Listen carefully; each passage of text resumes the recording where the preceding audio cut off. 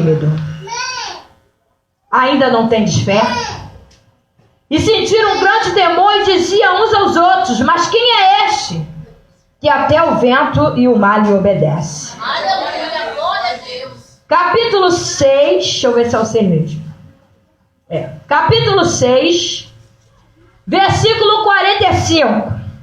Vocês vão ver um texto parecidíssimo, mas com uma história diferente. Logo obrigou, no primeiro texto, eles entram no barco. Agora, a história muda.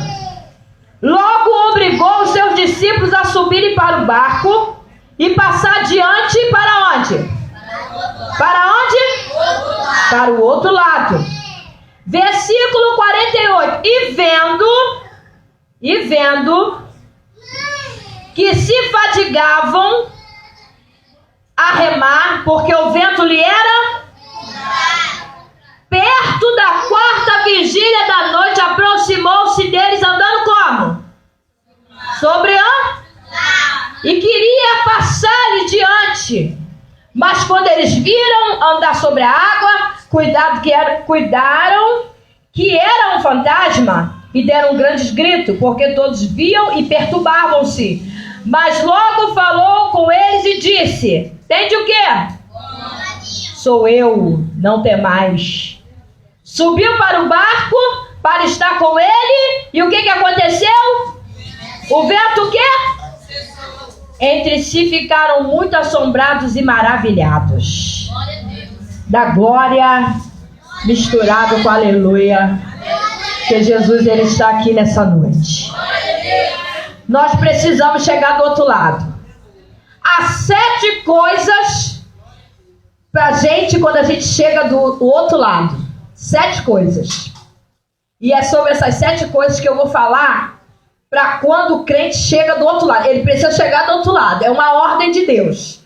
Todo crente vai ser experimentado por Deus para chegar do outro lado. Meu Deus! Primeira coisa, quando você chega do outro lado, tem milagre. Diga nessa noite, tem milagre. Tem milagre nessa noite para quem chega do outro lado. Só vai ver milagre quem quer chegar do outro lado. Nós podemos ver aqui, irmãos, que Jesus, ele queria mostrar para os discípulos algo diferente. Os discípulos precisavam ver algo diferente. Por quê? Por que eles precisavam ver algo diferente? Iam ser manifestado para eles uma nova era. A era do sobrenatural. Os discípulos estavam muito agarrados à lei. Mas eles agora precisavam ver o sobrenatural. Até porque o sobrenatural já tinha sido prometido. Joel já tinha falado. Outros profetas tinham falado. A era do sobrenatural, ela precisava se manifestar. Mas ela precisava se manifestar e ela precisava do homem. Não adiantava essa era sobrenatural se manifestar sem a presença do homem. E os 12 discípulos foram convidados, convocados por Deus para ser manifestado esse negócio. Só que, para ser manifestado, eles precisavam ter experiência. Não dá para você entrar na esfera espiritual sem experiência. Tinha que ter experiência, passar por alguma coisa, sabe? Às vezes, como o pastor falou, eu sou pastor, meu filho está lá no tráfico, é uma experiência. Jesus sabe por que está provando ele dessa forma. Jesus sabe por que ele está dando esse vento. Jesus sabe por que esse menino está lá. E Jesus sabe também a hora que ele tem que entrar e repreender o vento. Aleluia. Jesus, ele sabe a hora que ele tem que chegar e manifestar o milagre. Jesus sabe a hora que ele tem que chegar e dizer para o demônio: sai dele. Porque agora quem quer operar sou eu. Porque Jesus, ele tem um momento e a hora certa para trabalhar na minha e na tua vida. Eu não posso questionar, eu não posso reclamar, mas eu posso entender que Deus, ele tem o controle de tudo. Teu filho está lá, mas ele tem o controle dessa vida. Teu filho está lá, mas Deus tem o controle dessa situação. Para nós é uma coisa tremenda, mas Deus tem o controle dessa situação na mão. E nós podemos provar isso. Ele entrou no barco, mas ele tinha o controle da situação. Ele já sabia da tempestade, ele sabia que o mar ia se levantar, ele sabia que o vento ia soprar, e ele sabia que os discípulos iam estar assombrados, mas ele já tinha o controle da situação. Ei, Deus foi dormir, mas ele tinha o controle. Diga nessa noite, eu estou aqui, mas Deus tem o controle da situação. Eita, eu creio. Oh, aleluia, ele foi dormir. Ele foi dormir numa hora que o vento se levantou. Ele foi dormir na hora que o mar estava revolto. Os discípulos não estavam acostumados a ver um fenômeno daquele. Você não está acostumado a ver o demônio atuar na tua vida, tu quer ver sempre Deus. Mas é necessário às vezes o demônio se levantar, porque Deus quer te dar experiência e autoridade. Meu Deus. E Ele permite. Ele permite porque Ele quer forjar você. E quer te fazer um homem cheio de fé, de autoridade e ousadia. Os discípulos estavam lá no meio do mar. E quando viu aquele fenômeno diferente, ele foi despertar o mestre. Foi acordar ele. Irmãos, eu entendo com isso que Jesus, ele precisa muitas vezes ouvir a tua voz. Ele quer fazer um milagre. Mas ele quer fazer um milagre para impactar não somente a tua vida, mas para quem está à tua volta. E muitas das vezes ele dorme de propósito para fazer você ficar assim, esperto no negócio e chamar ele. Sabe o que Jesus gosta? É que chame ele. Ele gosta de ouvir voz de santo e de santa. Ele gosta de ouvir voz de ungido andando atrás dele, clamando para ele parar e fazer um milagre sobrenatural. Ele fica alegre quando clamamos, quando estamos andando atrás dele, dizendo: Jesus, filho de Davi, tem misericórdia de mim. Porque aí, irmãos, o cenário é maior. Ele para e diz: o que queres que eu te faça? Meu Deus. Aleluia. E ele está disposto nessa noite a fazer milagre. Ele está disposto nessa noite a abrir o sobrenatural. Ele levantou simplesmente, irmão. Ele levantou com uma simplicidade, despertando daquele sono e disse: vento, aquieta-te. É uma ordenança. Aquieta-te. Mar, cala-te. E imediatamente fez uma grande bonança. Sabe por quê? Porque aquele vento e aquele mar estavam sob o controle dele. Sabe por quê? Porque a vida que tu está pedindo hoje está sob o controle dele. Sabe por quê? A tua casa está sob o controle dele. Sabe por quê? A sua família está sob o controle dele. E quando você clamar, ele vai se levantar e vai dizer: ei, tudo que está perturbando aqui, cala-te. Porque ele tem o controle dessa situação na mão dele. O controle da tua vida está na mão dele nessa noite. E ele nessa noite, ele vai dizer: cala-te, vai ter que se calar. Porque se está no controle dele, vai ter que obedecer a ele. E eu creio nisso nessa noite. Agora, irmãos, quando a gente vai no capítulo 6, e uma coisa que Jesus falou, quando olhou para os discípulos e disse assim: vocês estão muito tímidos ainda. Meu Deus, ó profundidade. Está faltando ousadia em vocês, hein? E está faltando fé. Um vento desse, vocês se desesperaram, me acordaram. Está faltando intimidade. Irmãos, eu começo a ver que intimidade teve Davi quando ele viu aquele gigante. Porque quando a pessoa está com intimidade, o negócio fica ainda melhor. Meu Deus. Ele estava com tanta intimidade que ele foi só levar comida lá no arraial. Vai lá, leva água, comida para os teus irmãos e vê como está a batalha. Davi foi levar comida assim, largou o rebanho, porque ele já tinha sido ungido, mas ainda não estava exercendo o seu chamado, e foi fazer o que o pai mandava. Foi através desse feito, desse milagre, que ele entra no exército de Israel.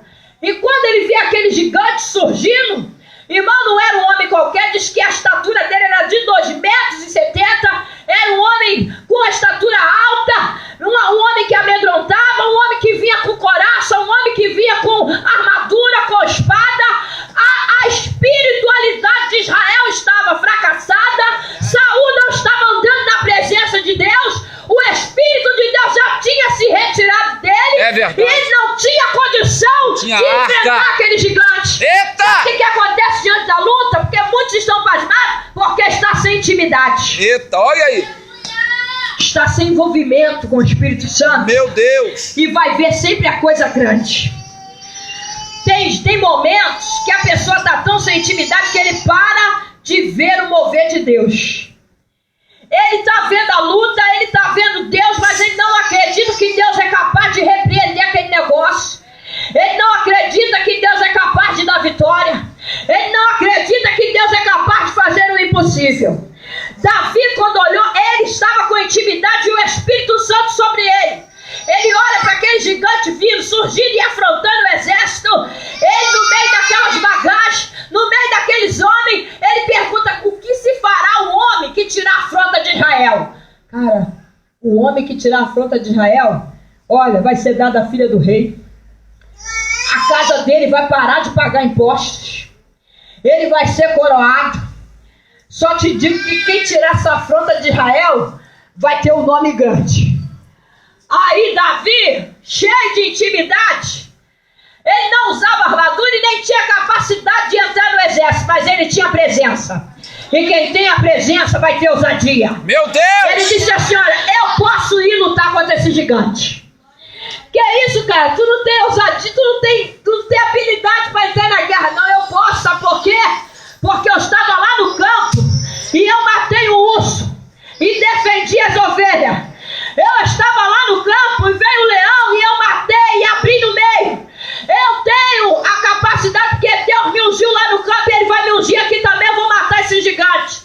Quem tem experiência não vai temer batalha. Quem tem experiência não vai temer demônio. Quem tem experiência vai entrar no negócio e vai sair expulsando mesmo. Eu te digo: sai da minha casa, sai da minha família em nome de Jesus. E quando se tem experiência, o diabo conhece de longe. Meu Deus. Ele não entra com qualquer luta. Ele sabe que em você a experiência tem bagagem. Não vai se impactar com qualquer movimento, mas vai entrar para dentro da luta, da peleja com vontade. E já tem estratégia. Já tem a armadura, a arma certa para derrubar aquele demônio. Irmãos, ele entra na peleja, tentam vestir ele, mas não deu certo. Tentam colocar a armadura e falam: não vou conseguir, eu não tenho habilidade para andar com isso. Mas eu tenho uma arma infalível que eu já ando com ela. É um ofode de 5 pedrinhas. Aí aquele gigante, quando viu, ele começou a rir. Tem hora que a gente está na peleja, mas a gente tem que ficar em silêncio. O inimigo está do outro lado rindo. Ele não está dando credibilidade nenhuma a você. Ele está usando aquela pessoa para te afrontar e olhar para você e ver você como nada. Mas ele brevemente vai ver a unção que está na tua vida. E Deus vai despedaçar o joelho de você. Ele veio rindo, ele veio zombando, porque ele não deu nada por Davi. Ele nem sabia que aquele dia ele ia perder a cabeça. Porque Davi disse: você vem contra mim com escudo e espada, mas eu vou contra ti em nome do Deus vivo. E ainda hoje ele me dará a tua cabeça. Sabe o que é uma coisa, irmãos? Pisa no átrio hoje com certeza da vitória. Entra na presença de Deus com a certeza da vitória. Quando tu pisar nesse lugar, tu já entra tomando posse. Tu já entra falando com Deus, tu já entra decretando, tu já entra repreendendo. Mas toma posse do teu milagre, irmãos. E não deixa Satanás tomar campo, não. E nem largueza, não. Mas já entra pisando firme nessa noite. E eu não estou profetizando isso aqui, irmãos, sem intimidade não, mas entra tomando posse do negócio. Entra tomando posse, porque Jesus, ele é tremendo. E naquele dia, irmãos, Davi jogou aquele gigante por terra. Ô general! Quando você tem intimidade, tu lembra de Sadraque, Mesaque e Abidinego dentro daquela... A fornalha estava sendo aquecida. Mas os caras não se dobraram. Tem luta que vem e o diabo quer ver você se dobrar. Ele quer ver você se desesperar, se destabilizar. A luta é para tirar você e a fornalha aqueceu 7 vezes mais. Tem hora que a prova aumenta mais, o limite se aquece mais. Mas não se dobra, irmãos. Não se dobra, porque Jesus, ele tem vitória para te dar. Eles poderiam se dobrar. Olha, foi uma ordem. Vai tocar o pífaro, vai tocar a gaita, vai tocar tudo. Se vocês não se dobrar, a fornalha já está ali. Olha, nós não precisamos te dar nem fazer, porque Deus vai nos livrar da tua mão. Essa certeza nós vamos ter. Mas tem momentos que Deus quer jogar o cara dentro da fornalha. Sabe por quê? Porque Deus gosta de milagre que vai impactar. Tem horas que Deus deixa morrer mesmo. Deixa morrer teu casamento. Deixa teu filho sair de casa. Você está aqui clamando para o casamento juntar. Quando tu chega lá, o cara está com tudo arrumado para ir embora. Aí tu disse, eu fui para a igreja, profetizaram, disseram que ele ia ficar, ele não ficou, ele foi embora. Sabe por que Deus deixou tudo isso acontecer? Porque quando ele juntar o quebra-cabeça, a história vai ser gloriosa.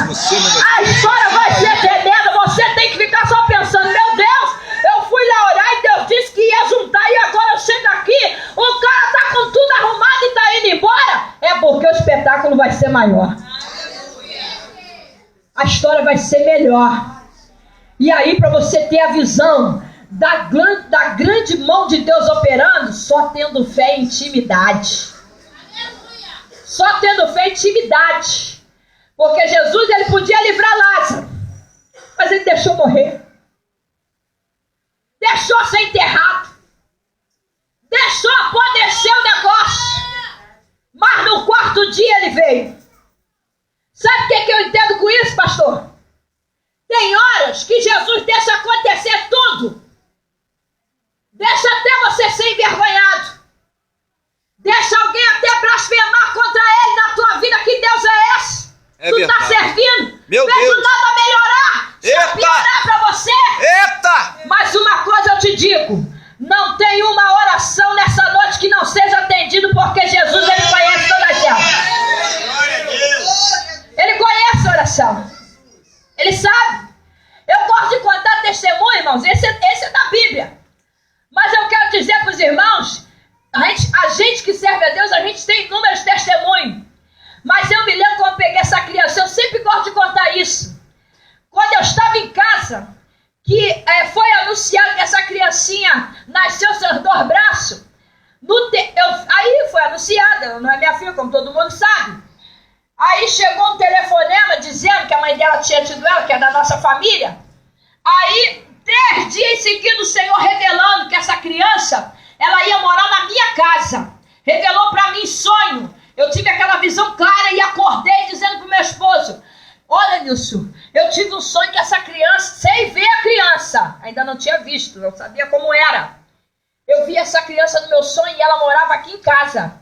Ele, não, ela vai ficar lá. Ela vai ficar lá, porque Deus vai trabalhar no pai, vai trabalhar na mãe. Deus trouxe essa criança para consertar, para fazer um grande conserto. No segundo dia eu sonhei de novo. No terceiro dia, Deus me acordou pela manhã, dizendo, levanta. Já não era sonho, já era uma revelação com voz altiva, que eu caí da cama. Eu nunca caí na cama, naquele dia eu caí. E Deus dizia, levanta, mulher, e vai fazer o que eu estou mandando, vai buscar a criança. E eu me levantei e falei, meu Deus, eu vou entrar na casa de alguém para uma criança recém-nascida, mãe não vai deixar, pai não vai deixar. Que negócio é esse? Que confusão é? Será que eu que quero isso? Jesus, não, eu quero que você vai lá e faz isso. Eu fui. E era plano de Deus, porque a mãe já tinha orado uma noite inteira para que fosse enviado alguém que ficasse com a criança. Quer dizer, Deus já estava contemplando aquela oração e já tinha alguém preparado para entrar dentro desse propósito que era eu. E não sabia, mas Deus já estava revelando. Meu Deus! Aí eu pensei que ia ser tudo fácil. Quando eu cheguei lá, irmãos, sabe quando Deus te dá algo nas mãos? Você olha assim, parece que vai ser tudo fácil. Quando eu olhei, ela lá deitada, eu falei, vai ser fácil. Ela só não tem os braços. É uma criança normal. Eu vou levar para minha casa, vou cuidar. Vai ser tudo fácil. Sabe, pastor? Esse menino que está no tráfico, esse menino vai ser um profeta. Nós não podemos desistir de orar por ele. Nós temos que clamar por ele dia e noite. Porque aparentemente parece que tudo vai ser fácil.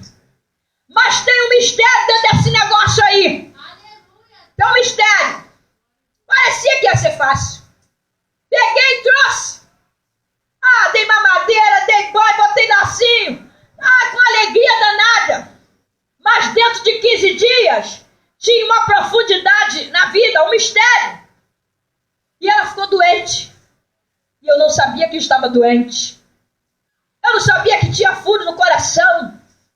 Eu não sabia que o esôfago não estava formado. Eu não sabia que tinha problema lá no cérebro. Mas o Senhor, Deus de toda a terra, Ele já sabia. E Ele precisava botar ela na mão de quem realmente ia ouvir a voz dele. Sabe por que essa luta está na tua mão? Porque tu consegue ouvir a voz de Deus. E é através da voz de Deus que Deus vai dar vitória dentro desse problema. Eita! Porque para Deus salvar uma casa, alguém tem que ouvir a voz de Deus. Meu Deus! Para Deus tirar alguém das mãos de Satanás, alguém precisa ouvir a voz de Deus. Precisa haver um intercessor. Precisa haver alguém se humilhando, suplicando. Sabe por que Deus salva e liberta o pecador? Porque tem você que consegue ouvir a voz dele e vir para casa dele e clamar. Você não entende, mas você é um instrumento para trazer salvação e vida para tua casa. Meu Deus! Deus separou você, sabe por quê? Porque Ele viu em você estrutura, viu em você ousadia, viu em você coragem, autoridade. Sabe por que Deus chama? Porque quando Deus chama, Ele sabe que você vai suportar o que vai vir. Poderia chamar outro, mas Ele já sabia que era você o instrumento. Por isso que Ele te levantou. Tu tá aqui, às vezes vem fraco, abatido. Saiba de uma coisa, tu é mais forte do que o bronze, do que o ferro. Por isso você foi escolhido. E Deus já sabia que você não vai esmorecer. Poderia escolher o outro, mas escolheu você. E eu me lembro, irmãos, que a palavra que Deus deu é que ia dar vida. Foi o que Deus profetizou. Sabe que eu passei a acreditar? Eu já acreditava, mas às vezes entra dúvida. Mas depois dessa experiência com essa criança, eu passei a crer que a palavra de Deus é verdade. E que Deus não mente, porque Ele não é homem para que minta. Se Ele falou que vai te dar vitória, Ele vai dar. Se Ele falou que vai salvar, Ele vai salvar. Se Ele falou que vai curar, Ele vai curar. Porque a palavra dele não é mentira. Mas as coisas só